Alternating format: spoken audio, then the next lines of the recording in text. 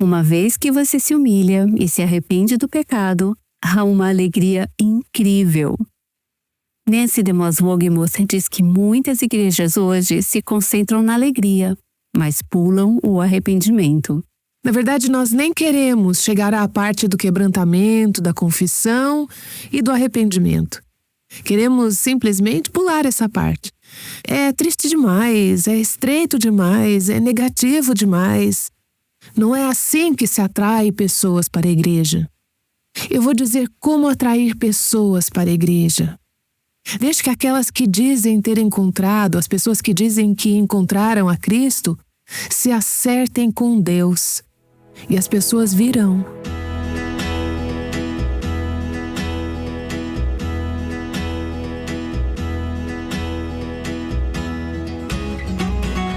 Este é o Aviva Nossos Corações com Nancy DeMoss Wogemuth, autora de Mentiras em que as Mulheres Acreditam e a Verdade que as Liberta, na voz de Renata Santos. Quando foi a última vez que você chorou na igreja? Você provavelmente já cantou muitos cânticos alegres de adoração, mas já clamou em arrependimento? Segundo Nancy DeMoss Wogemuth, se as igrejas passarem algum tempo lamentando e se arrependendo, os momentos alegres de cântico seriam ainda mais profundos e significativos. Aqui está ela para explicar. Nancy continua a série O Clamor dos Cativos.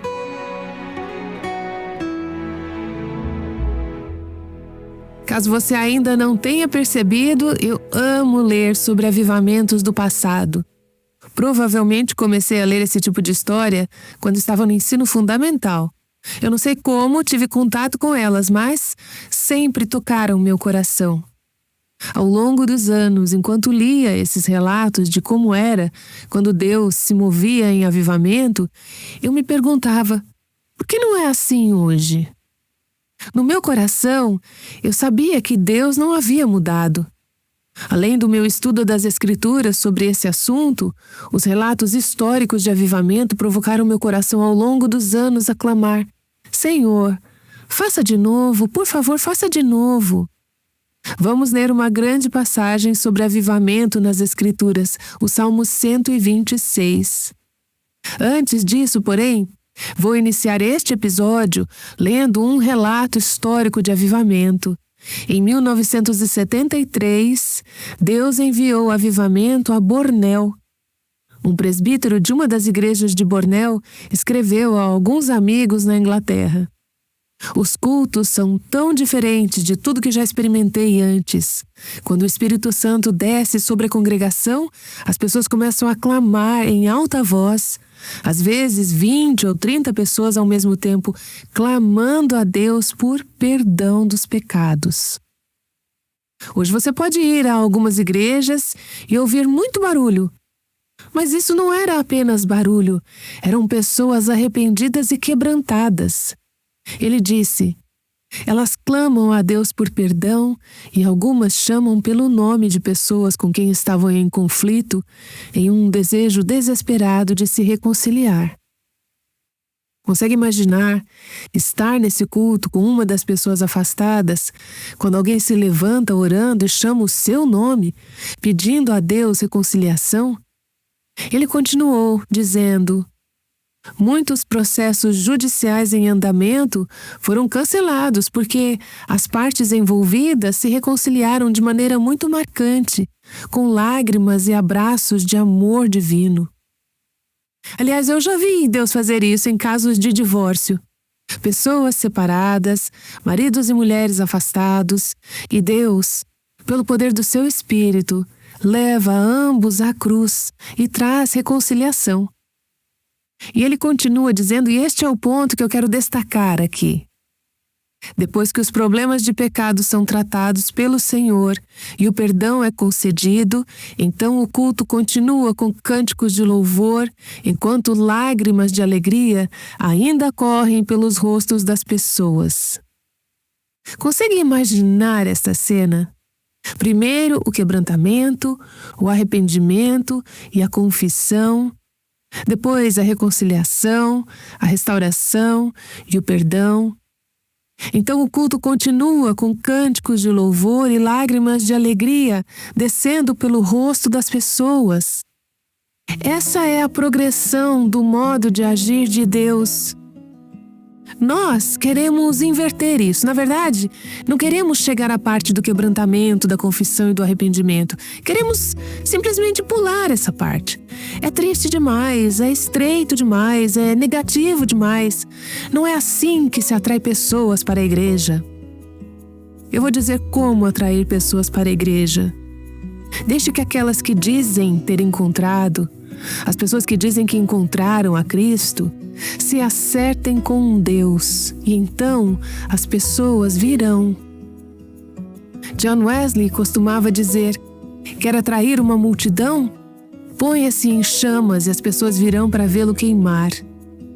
É isso que acontece.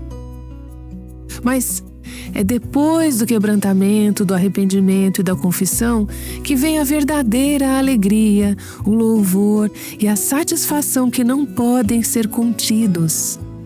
É isso que vemos no Salmo 126, essa progressão. Começamos no versículo 1, nos últimos episódios. Quando o Senhor restaurou a sorte de Sião, ficamos como quem sonha. Então a nossa boca se encheu de riso e a nossa língua de júbilo.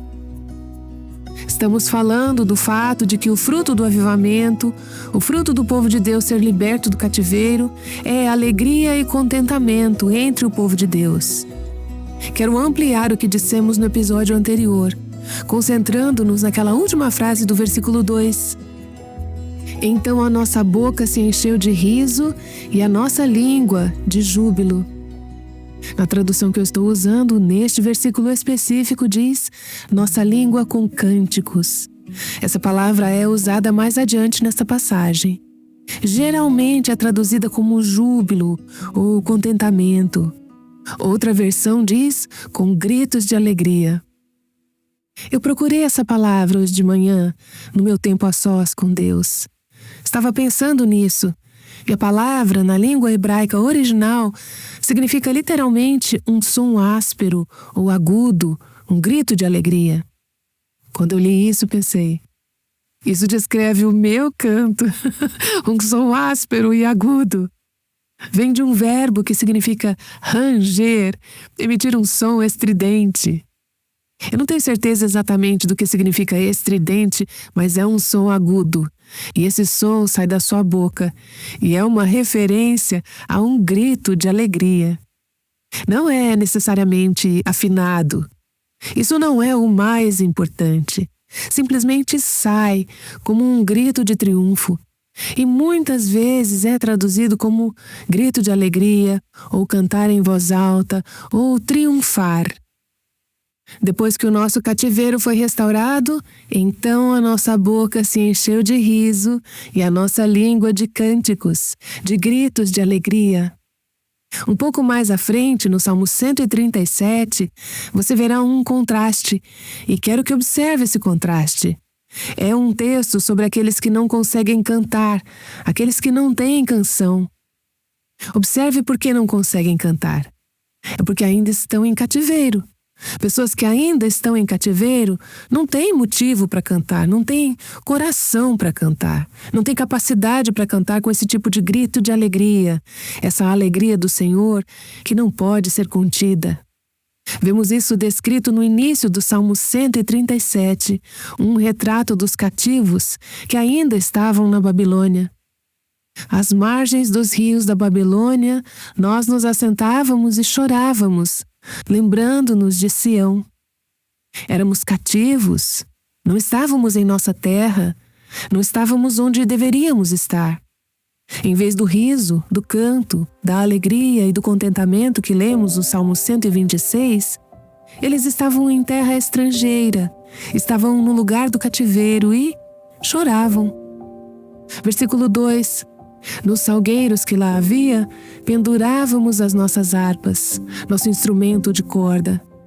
Guardamos os instrumentos e dissemos: não podemos cantar aqui, não há motivo para cantar, não temos nada sobre o que cantar.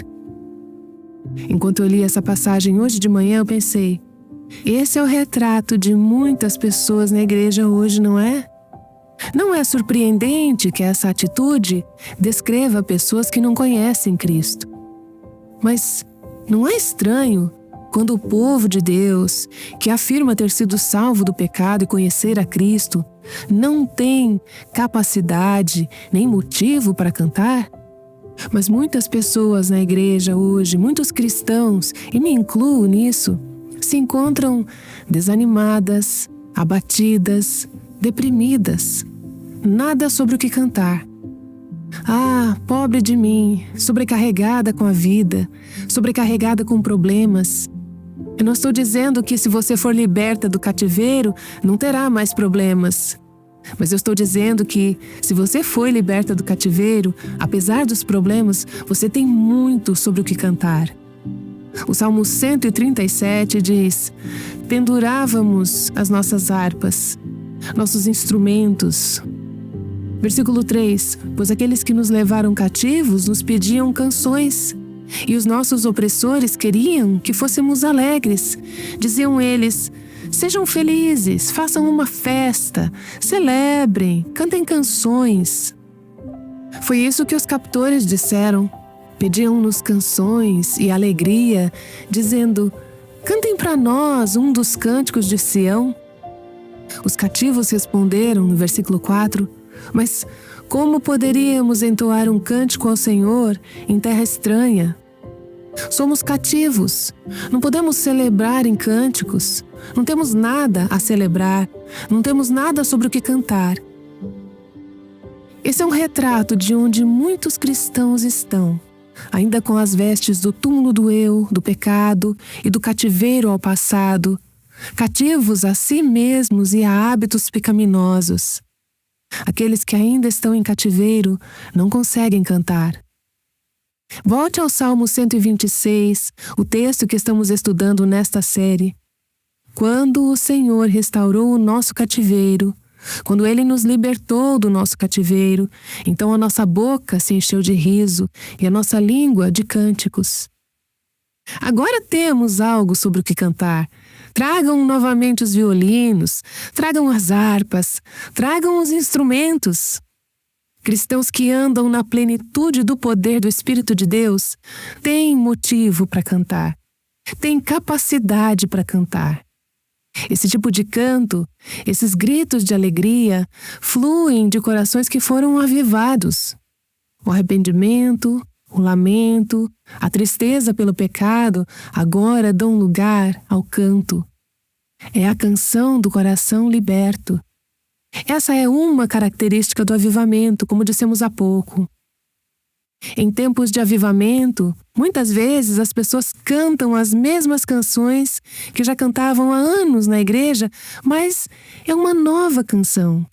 Agora é uma canção, alguns desses hinos, alguns desses coros, algumas dessas canções de louvor, agora estão cheios de vida.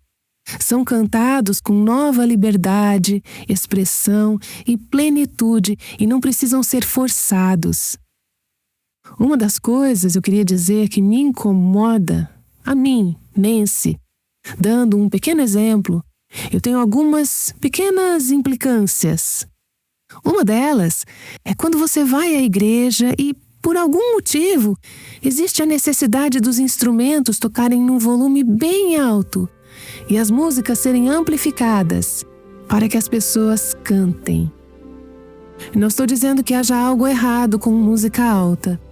Existem exemplos nas Escrituras de música alta, mas se é necessário aumentar o volume para fazer as pessoas cantarem, eu acho que há algo de errado nisso. O povo de Deus não precisa de algo nos impulsionando para cantar. Há um desejo, uma paixão e um coração para cantar. Então, você pode se lembrar de mim quando for à igreja.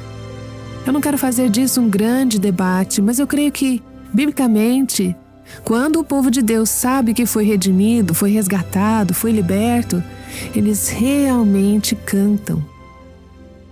É muito triste quando vamos à igreja e somente o grupo do louvor que está cantando realmente. E as pessoas na congregação, Algumas nem sequer movem os lábios. Talvez você diga: é que eu não sei cantar. Ouça, eu também não sei cantar, mas eu estou dizendo que há algo muito libertador em expressar o que Deus fez em nosso coração quando realmente abrimos a boca, abrimos os lábios e cantamos ao Senhor. Salmo 40, 3. E me pôs nos lábios um cântico novo, um hino de louvor ao nosso Deus. A progressão é esta.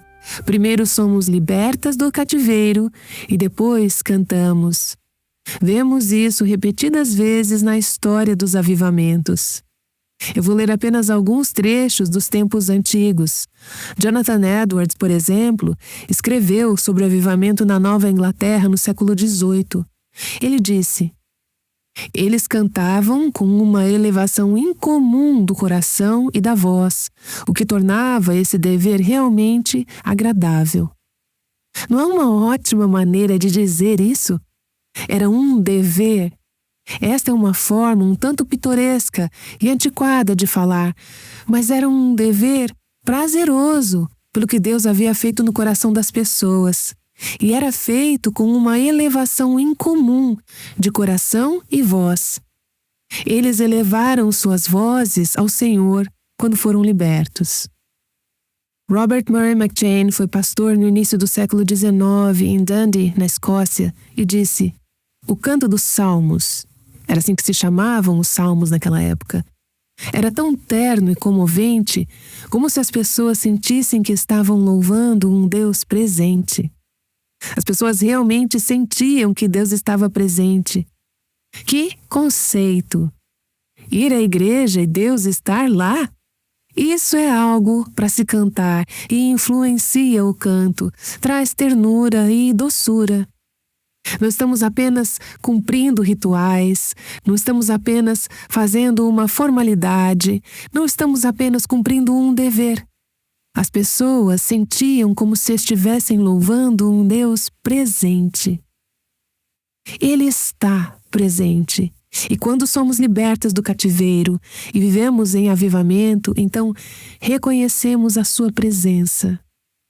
Em Ulster, na Irlanda, em 1859, outro escritor disse: o canto dos salmos era uma explosão perfeita de som melodioso. Depois, no país de Gales, no século XVIII, um dos pregadores do avivamento disse: seus cânticos e orações são verdadeiramente cheios de Deus. Outro escritor comentou sobre o canto no país de Gales, e o povo galês era um povo que cantava, quando o avivamento chegou novamente ao Principado no início do século XX. O canto foi verdadeiramente magnífico e emocionante. Magnífico e emocionante. Um escritor disse: no avivamento, o canto não é friamente formal, nem repetitivo sem reflexão. Não há nada de errado em cantar a mesma frase, palavras ou refrão repetidamente, como algumas igrejas gostam de fazer hoje em dia, a menos que seja repetitivo e sem reflexão. Ele está dizendo que o canto no avivamento não é friamente formal. Não há nada de errado em ser desse estilo clássico tradicional, mas não é frio em tempos de avivamento, tem vida. Não é repetitivo, sem reflexão. Você se lembra daquela passagem no Salmo 51, onde Davi cometeu o grave pecado do adultério com Betseba e, para encobrir o seu pecado, mandou matar o marido dela? Mas Deus tocou o coração dele, ele se quebrantou, se arrependeu, confessou seu pecado e escreveu publicamente sobre essa confissão para que todos nós a lêssemos no Salmo 51. Ao terminar essa oração, ele diz: livra-me dos crimes de sangue, ó Deus, Deus da minha salvação, e a minha língua exaltará a tua justiça. Esse é o fruto do avivamento, alegria e júbilo expressos em cânticos, quando os cativos são libertados, quando são perdoados. Uma das experiências mais memoráveis da minha vida. Eu amo ler sobre Deus agindo no passado, mas melhor ainda, eu amo vivenciá-lo. Eu amo vê-lo acontecer. Tive o privilégio de vislumbrar a glória de Deus em avivamentos em algumas ocasiões. Um dos momentos mais memoráveis foi há alguns anos quando participei de um grupo de obreiros cristãos em tempo integral que se reuniam para uma conferência anual para ouvir o Senhor e buscá-lo. Eu havia sido convidada para falar naquela conferência. Já compartilhei essa história antes no Aviva Nossos Corações. Deus agiu em todos os nossos corações de uma maneira extraordinária. Nossos corações foram direcionados para o tema do quebrantamento, do arrependimento e da humildade, e para o que isso significa e como se expressa. Havia um homem naquela conferência e ele fazia parte da equipe daquele ministério específico. Vou chamá-lo de Jordan. Já escrevi sobre a história dele no meu livro sobre quebrantamento e ele nos deu permissão para compartilhá-la, mas aqui eu vou chamá-lo apenas de Jordan. Ele escreveu uma carta depois da conferência, contando aos amigos o que Deus havia feito em seu coração naqueles dias, e eu vou ler alguns trechos do que ele escreveu. Cheguei ao início da conferência com o coração frio e cansado. Este é um obreiro cristão em tempo integral. Isso pode acontecer com obreiros cristãos em tempo integral e pode acontecer com pessoas de todos os tipos de áreas, profissões seculares, mães, qualquer um pode ter um coração frio e cansado. Ele disse: foi difícil acompanhar os vários cânticos de louvor durante as sessões de abertura. Às vezes, eu nem tentava. Isso indica que talvez esse homem ainda estivesse em cativeiro?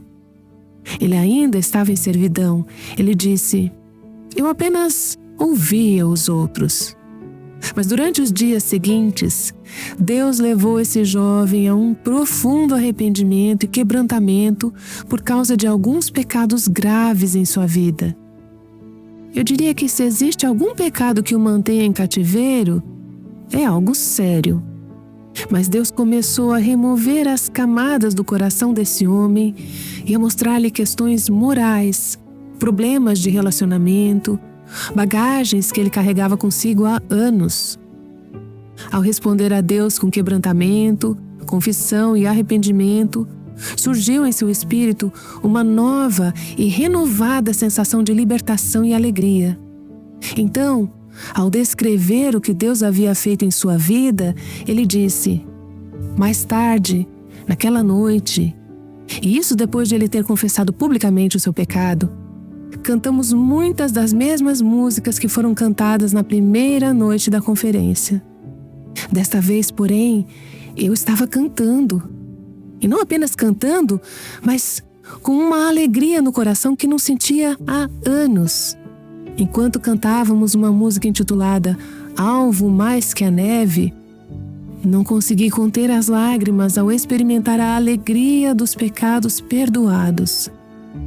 Assim como uma mulher pecadora que não conseguia parar de chorar aos pés de Jesus, eu também fui tocado por seu amor purificador. Você percebe a progressão aí? Quando ele estava cativo, eu não conseguia cantar. Seu coração estava frio, endurecido e pesado. Ele não conseguia realmente participar. Quer dizer, ele poderia ter cantado, mas estaria apenas cumprindo tabela, então nem tentou. Mas, ao concordar com Deus sobre seu pecado, ao confessá-lo, ao se arrepender dele, Deus o libertou. O que aconteceu em seguida? Sua boca se abriu, primeiro em confissão e depois em cânticos e louvores. Foi interessante de se ver.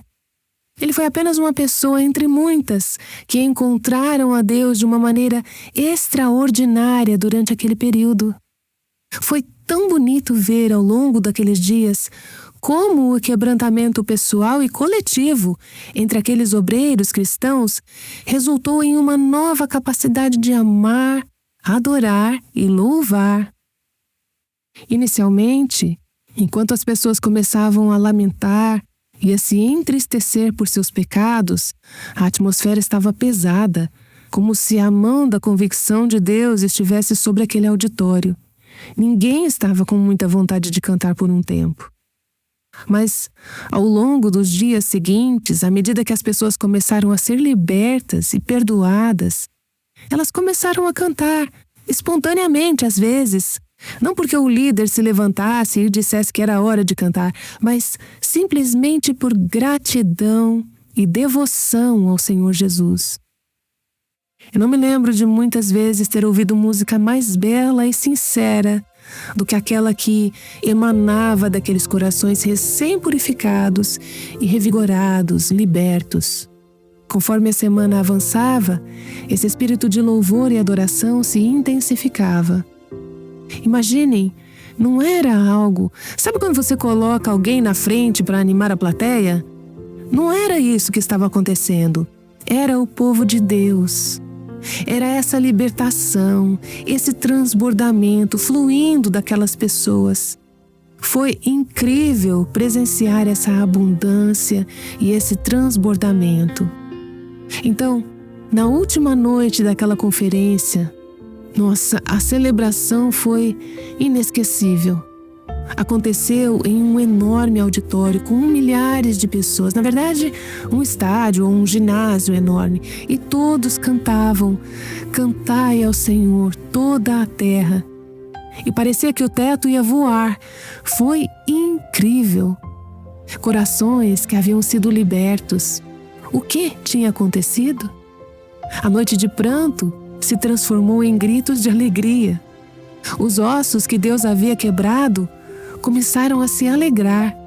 Salmo 51. Corações que haviam sido libertos da culpa estavam livres para cantar a sua justiça em alta voz. Aquele espírito de tristeza foi substituído por um manto de louvor. E assim será na vida de todos aqueles que escolherem o caminho do quebrantamento. O povo de Deus que foi liberto tem algo para celebrar, uma razão para cantar. É por isso que a igreja avivada é sempre uma igreja que canta. Um coração avivado é um coração que canta.